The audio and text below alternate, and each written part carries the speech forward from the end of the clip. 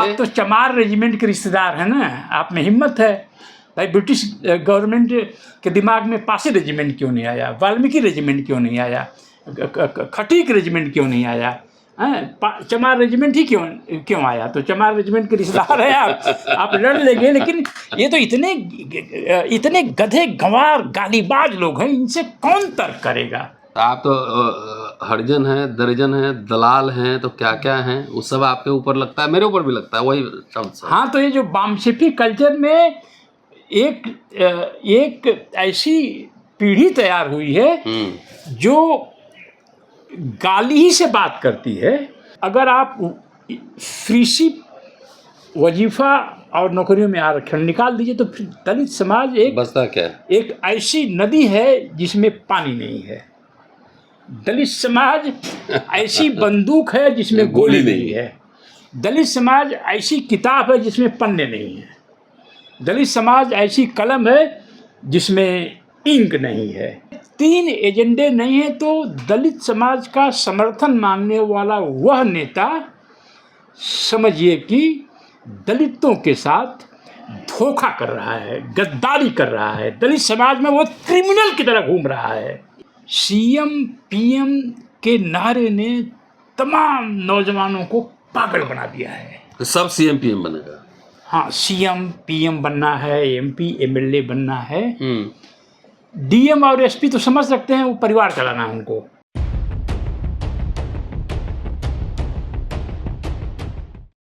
दलित सशक्तिकरण के, या यूं कहिए जिसको आप बहुजन कहते हैं, उसके सशक्तिकरण के कई नारे लगे हैं। 100 में 90 शोषित है, 90 भाग हमारा है, और जल और ज़मीन बट के रहेगा। तमाम ये नारे आपने सुने हैं। बोल 85 जय मूल निवासी, है ना, तमाम आंकड़े आते रहते हैं और उनका अपना एक ऐतिहासिक संदर्भ है। लेकिन एक नारा और लगा था कि वोट से लेंगे सीएम पीएम, आरक्षण से लेंगे एसपी डीएम। लेकिन उस नारों में एक बात ये थी कि आखिर हम सीएम पीएम बनकर करेंगे क्या, एसपी डीएम बनके करेंगे क्या? अगर आज़ाद भारत के इतिहास में नज़र डालें, डॉक्टर अंबेडकर का दावा कुछ और था, उस पर कभी और चर्चा करेंगे। तो कई सीएम बने। सबसे पहले आंध्र प्रदेश में एक दलित सीएम बने, लेकिन कॉन्स्पिरेसी के तहत उनको हटा दिया गया। राजस्थान में पहाड़िया बने, बिहार में भोला पासवान शास्त्री, और उसके बाद राम सुंदर दास बने। और एक सीएम अपने बल पे, जो अपनी पार्टी के बल पे, जो भी कोलैबोरेशन हो अलग बात है, पंजाब में बने, अभी हाल ही में बने हो। और उत्तर प्रदेश में बहन मायावती जी 5 साल के लिए सिर्फ सीएम बनी। तो आज़ाद भारत का इतिहास ये है कि सिर्फ एक सीएम 5 साल टेन्योर पूरा कर दिया। तो सवाल ये उठता है हमारे जैसे आम आदमी के लिए कि नारे तो पब्लिक मोबिलाइजेशन के लिए ठीक है, लेकिन सीएम पीएम बन के क्या करेंगे? जी हाँ दोस्तों, रतनलाल बोल रहा हूँ और आप देख रहे हैं अम्बेडकरनामा। आज चंद्रभान जी अम्बेडकरनामा में हैं। आज ऑनलाइन नहीं, सीधे स्टूडियो में बैठे हुए हैं। काफ़ी शोध अध्ययन करते रहते हैं। तो चंद्रभान जी से पूछेंगे कि आखिर दलित एजेंडा कुछ चीज़ है या सिर्फ एसपी डीएम और सीएम पीएम ही कोई चीज़ है? चंद्रभान जी। थैंक यू प्रोफेसर रतनलाल साहब। अरे मैं साहब नहीं हूँ, मैं तो आपका जूनियर हूँ इतना। आप बहुत बड़ा विषय आपने उठाया है। सीएम पीएम के नारे ने तमाम नौजवानों को पागल बना दिया है। तो सब सीएम पीएम बनेगा? हाँ, सीएम पीएम बनना है, एमपी एमएलए बनना है। डीएम और एसपी तो समझ सकते हैं, वो परिवार चलाना है उनको, और नौकरी है कंपटीशन के थ्रू। हाँ। पर सीएम और पीएम बनकर दलित क्या करेगा? किसी ने एक्सप्लेन किया है? हाँ, गाड़ी, हमारा फोकस दलित पे है सर। हाँ, कार मिलेगी, उसमें कुछ झंडा उंडा लगा होगा, नौकर मिलेंगे, बंगला मिलेंगे। ये तो डीएम को भी मिलता है और एसपी को भी मिलता है। मैं मास्टर हूँ, मुझे भी मिला। हाँ, आप मास्टर हैं, आप प्रोफेसर हैं। अगर किसी दलित के एजेंडे में, चाहे वो सीएम हो, सीएम झारखंड में है, कौन सा कमाल हो रहा है। हेमंत सोरेन हाँ, ट्राइबल के बारे में मैं नहीं जानता, लेकिन कुछ कर रहे हो, बढ़िया काम कर रहे हो वहाँ पे, ये इन्फॉर्मेशन है मेरे पास। हाँ, लेकिन जो काम मैं करना चाहूँगा, अगर मुझे ताकत हो, तो वो काम वो भी नहीं कर रहे हैं। हाँ, दलितों के जीवन में बाबा साहब ने, मैं एक चीज इंटरप्ट करूंगा, कम से कम ट्राइबल बीजेपी ने सही, सिंबॉलिक ही सही, तो छत्तीसगढ़ में, उड़ीसा में ट्राइबल सीएम बना दिए। हेमंत सोरेन अपने बल पे सीएम है, 3 हो गए। और नॉर्थ ईस्ट में तो ज्यादातर ट्राइबल ही है वहाँ पे, वहाँ भी सीएम वही है। तो 7.5% आबादी है, लेकिन वो 5 स्टेट में अगर ओवरऑल देख लें तो सीएम बने हुए हैं। लेकिन दलित इतना जो है नारे लगाते हैं, आज एक भी सीएम नहीं है, सिंबॉलिक ही मान लीजिए जी। अरे बहुत अच्छा नहीं है क्योंकि बाबा साहब अंबेडकर की जितनी भी लड़ाई संघर्ष रहा है, उसका निचोड़ निकाला जाए, जिससे दलित मिडिल क्लास खड़ा हुआ है, तो वह प्राइमरी से लेके यूनिवर्सिटी, इंजीनियरिंग, मेडिकल कॉलेज तक फ्री शिप, और हाई स्कूल के बाद सबको स्कॉलरशिप, जिसको बोलते हैं पोस्ट मैट्रिक स्कॉलरशिप, सेंटर से जाती है।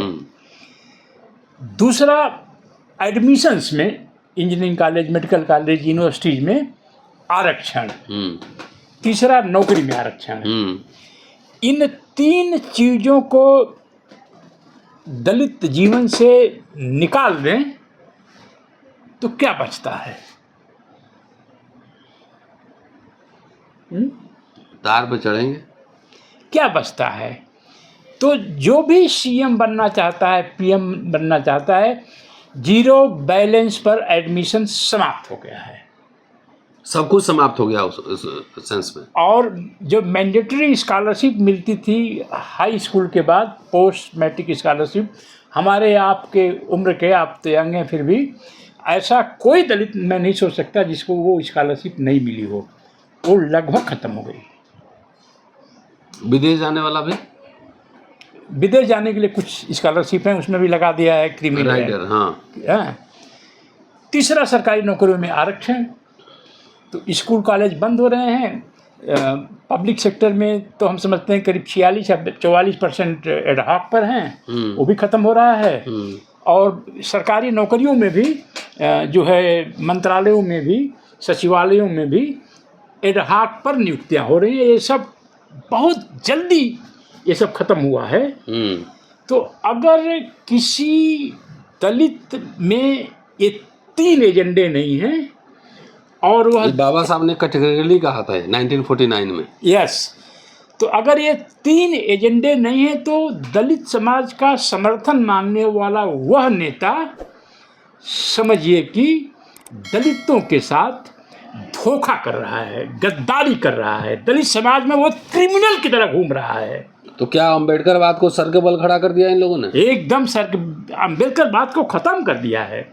इसीलिए मैं आपसे कई बार मैं कहता हूँ, अपने दोस्तों को भी कहता हूँ, अगर आप फ्रीशिप, वजीफ़ा और नौकरियों में आरक्षण निकाल दीजिए, तो फिर दलित समाज बचता क्या है? एक ऐसी नदी है जिसमें पानी नहीं है।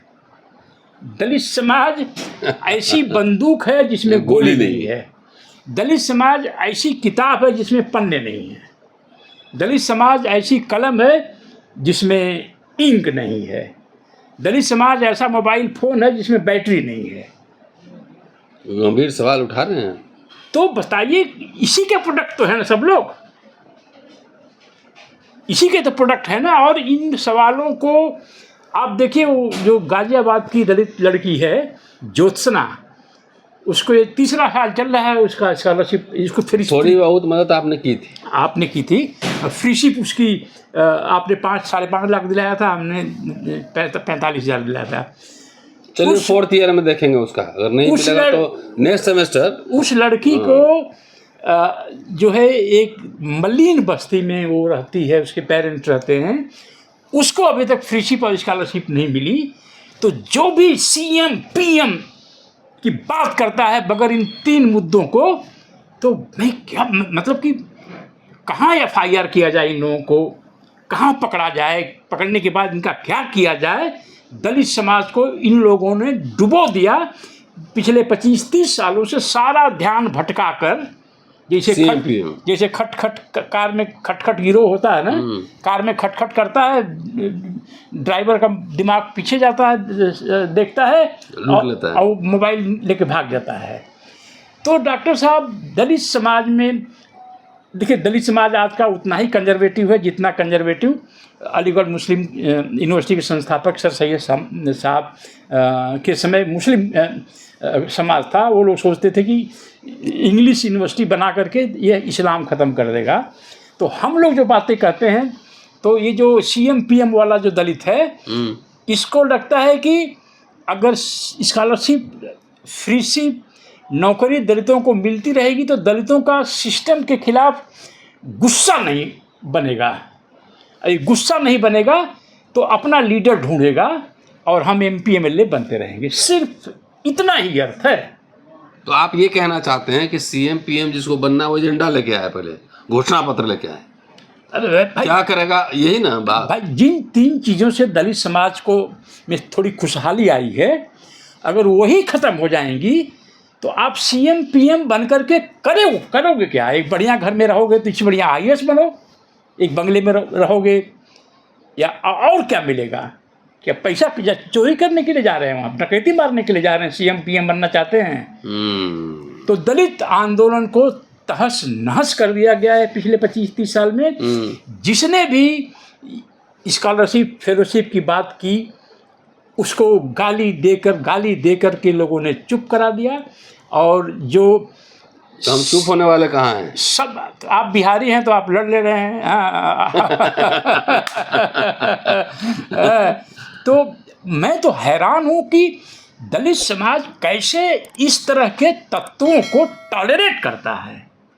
CM PM वाला, हाँ, CM PM वाला जो अंबेडकर बाद की जड़ें खोद रहा है। सर के बल खड़ा किया हुआ, और उसको चंदा भी देते हैं लोग। आपको देते हैं? कभी कुछ दोस्त मदद कर देते हैं। तो पर इस तरह का विचार दलित समाज में माइनॉरिटी में है। ये आप जो बात बोल रहे हैं चंद्रभान जी, सोशल मीडिया पे मैं पढ़ता हूँ, तो आप तो हरिजन हैं, दरिजन हैं, दलाल हैं, तो क्या क्या हैं, वो सब आपके ऊपर लगता है, मेरे ऊपर भी लगता है वही शब्द। हाँ, तो ये जो वामसिफी कल्चर में एक ऐसी पीढ़ी तैयार हुई है जो गाली ही से बात करती है। किसी ने मुझे संतोष दिलाने के लिए कहा, ये जो गाली वाले हैं ये सारे के सारे या ज़्यादातर BJP की IT सेल वाले हैं। और जो दलित अगर कोई इसमें है तो अपने माता पिता को भी ऐसे ही बोलते हैं, गुस्सा होकर के। अच्छा, हाँ, तुम दलाल हो, तुम, मतलब दलाल शब्द इतना बैठ गया है ब्रेन में कि किसी को भी बोल देंगे दलाल है, दलाल है, दलाल है। जबकि यह पूरे सिस्टम की, उन्हीं की भाषा में बात करें तो ये जो इस तरह का एक पॉलिटिकल तबका है, ये पूरे सिस्टम की दलाली कर रहा है और दलित अधिकार और दलित के बीच एक दीवार बनकर खड़ा हो गया है। Chandrabhan ji, I am aware of the fact that you have been offered Rajya Sabha way back in 2002, if I am correct. Yes. And Digvijay Singh was the chief minister, and we were offered Rajya Sabha. Yes. और आपने उसको deny कर दिया था। Yes. मैं समझता हूँ कि आपके जीवन का ऐतिहासिक गलती थी। देखिए, गलती तो इंसान से ही होती है, नंबर 1। नंबर 2, उस समय ये हुक्का राम जो तबका है इतना जवान था कि उसी बहाने वो जो कुछ भी हम कह रहे थे उल्टा कर रहा था। हाँ, उसके उल्टा कर रहा था और उसकी वैधता खत्म हो जाती है। तो ये जो है, हमने कहा कि यार राज्यसभा बन के हम क्या करेंगे। उस राज्यसभा मेंबर बन करके जब तक हम पार्टी में हमारा एक बहुत बड़ा रुतबा न हो जिसमें हम ये बातें कर सकें। You are mistaken, you were student of JNU, right. और JNU वामपंथ का इंटेलेक्चुअल एक्टिविटी का अड्डा था। आपको ये नासमझी नहीं लगी कि 2002 में आप 40 साल के रहे होंगे ना? 40-42 साल यही उम्र रही होगी ना उस समय। तो आप सीएम के साथ बैठ रहे थे, सारे सेक्रेटरी आपके आगे पीछे घूम रहे थे। 40 साल में हम लोग तो बेंग नहीं पकड़ पाए। तो अगर मुझे कोई आज भी राज्यसभा ऑफर कर दे तो आज भी नहीं जाऊंगा मैं। चलिए, चंद्रभान जी से मेरी सहमति नहीं है। चंद्रभान जी एस्केपिस्ट टेंडेंसी के आदमी हैं। ये एक आदर्श दुनिया चाहते हैं कि जिसमें हम जाएं और सब कुछ कोजी फील गुड रहे। ऐसा रियल वर्ल्ड में नहीं होता है। रियल वर्ल्ड में आपको अपने घर में अपने भाइयों से, अपने बाप से भी लड़ना पड़ता है। तो राज्यसभा जाएंगे तो आपको अकेले प्रेजेंस वहाँ दर्ज करना है कि this is Chandrabhan Prasad speaking. हाँ, तो आप सब डर के भाग रहे हैं। आप डरपोक आदमी हैं। डरपोक नहीं हूँ एकदम है। आप कौन सी का डलमऊ राज चला रहे हैं। देखिए, एक डबरा होता है हमारे ईस्टर्न यूपी में, बिहार में भी होता है। हम यहाँ होता है। आम की बाग होती है, उसमें बगल में डबरा रहता है, इधर पानी का घेरा होता है, पानी रहता है, गड्ढा होता है, उसमें सुअर नहाते हैं। अगर बगल में एक साफ सुथरा पानी का बना दीजिए तो सुअर उसमें नहीं जाएगा, डबरा में ही जाएगा। तो ये जो दलित, जो सीएम पीएम वाला जो डबरा वाला दलित है, उसके बीच में बैठ करके क्या मैं अपने कपड़े नहीं गंदा करूंगा? तो क्या होगा, उतारिए पैंट शर्ट, कच्चा पहन के उतरिए उसमें। मतलब आ जाओ, आप तो पहलवान आदमी, आपके पिताजी पहलवान थे। चलिए, आप ही को बनाते हैं राज्यसभा। नहीं, आप उतरिए वहाँ पे कच्चा बनियान में, बोले आ जाओ, लठ लगाते हैं इधर। आप ऐसे भाग, आपको आदर्श दुनिया नहीं मिलेगा। This is, I am historian professional, और मुझे पता है कि आइडियल वर्ल्ड नहीं मिलता। आपको गुत्थम गुत्था करना ही पड़ेगा। और लीडरशिप कभी भी, सुन लीजिए चंद्रभान जी, किसी को कभी गिफ्ट नहीं मिला है, ये नोट कीजिएगा। उस संघर्षों से ही प्राप्त किया जाता है, लड़ के प्राप्त किया जाता है। मैं आपको एक कहानी बताऊं? शॉर्ट वाला नहीं, मेरी बेटी विदेश पढ़ रही है, बहुत महंगी पढ़ाई है। मैं अमेरिका से जो भी कमाया पिछले 4 साल में सब उसको दे दिया। उसमें से कुछ लोगों ने हेल्प किया, उसमें मुझे एक इंडस्ट्रियलिस्ट ने 3 लाख रुपए दिए। आप सब सारा स्पेस आप ऐसे लोगों के लिए छोड़ देंगे? आप तो चमार रेजिमेंट के रिश्तेदार हैं ना, आप में हिम्मत है भाई। ब्रिटिश गवर्नमेंट के दिमाग में पासी रेजिमेंट क्यों नहीं आया, वाल्मीकि रेजिमेंट क्यों नहीं आया, खटीक रेजिमेंट क्यों नहीं आया, चमार रेजिमेंट ही क्यों आया? तो चमार रेजिमेंट के रिश्तेदार हैं आप लड़ लेंगे। लेकिन ये तो इतने गधे गंवार गालीबाज लोग हैं, इनसे कौन तर्क करेगा? पार्लियामेंट में जाएंगे, दिखाई पड़ेगा आप सामने, कहाँ कितना मूड़ी इधर से उधर करेंगे। ये कर्ज दलितों पर, ये सीएम पीएम वाले कर्ज क्या बोलते हैं, अभिशाप हैं, जिन्होंने बाबा साहब के संघर्ष द्वारा पैदा हुआ 3 अधिकारों को खत्म होते देखा पिछले 40 साल में। और जिसने भी इस पर बात करना चाहा उसको गाली देना शुरू किया इन्होंने। क्या संदेश है आपका? कंक्लूड कर रहा हूँ। जो दलित नेता के पास 0 बैलेंस पर एडमिशन वापसी का एजेंडा नहीं है, primary to university freeship, complete freeship, free education. हाँ, engineering college, medical college, polytechnic, ITI वगैरह में पहले की तरह जो फ्रीशिप थी, फ्रीशिप नहीं है, 0 बैलेंस पर एडमिशन नहीं है, और मैंडेटरी स्कॉलरशिप नहीं है हाई स्कूल के बाद। इस तरह के दलित जहाँ भी देखे जाएं, दलित मिडिल क्लास, उनसे इस सवाल पूछे, तुम सीएम पीएम बन के करोगे क्या जब ये बेसिक चीज तुम्हारे एजेंडे में नहीं है? तो चलिए, चंद्रभान प्रसाद जी जो है ना, बहुत ही कायर और डरपोक आदमी है। और ये डबरा में जाएंगे, डबरा में जाने से डरते हैं। लेकिन एक बात है, जितना डबरा में घुसेगा ना, बड़ी बड़ी मछलियां वहीं मिलती है। तो हम तो बिहारी आदमी, मुझे पता है कि डबरा में घुसने से क्या क्या मिलता है वहाँ पे। जब तक आप कोयले खान में नहीं जाएंगे तब तक हीरा नहीं मिलेगा। बहुत ही कायर डरपोक आदमी है, और ये ध्यान रखना है। और इनको बार बार 2002 में राज्यसभा मिला था, दिमाग लगाने लगे कि डलमऊ राजा हम हैं, और उसके बाद भी अब कह रहे अभी भी नहीं जाएंगे। तो समझिए, जब आप हाउस में नहीं जाएंगे, आपको तो गुत्थम गुत्था करना पड़ेगा सबसे। तब अंबेडकर साहब भी MC राजा से लड़ रहे थे उस समय, गांधी से भी लड़ रहे थे। दुश्मन भी तो बढ़िया होना चाहिए, वेल ड्रेस्ड होना चाहिए। कोई बात नहीं, फिर हम तो देखिए, मेरा वेल ड्रेस नहीं है। नहीं, अच्छा नहीं है, ये बहुत महंगा कुर्ता है। अच्छा, कहाँ चलाए हैं? हाँ, आपको नहीं पता है अभी। फैब इंडिया का नाम सुने हैं कभी? हाँ हाँ तब चलिए, शुक्रिया, देखते रहिए अम्बेडकर नामा। और चंद्रभान प्रसाद बहुत कायर आदमी है, शुक्रिया।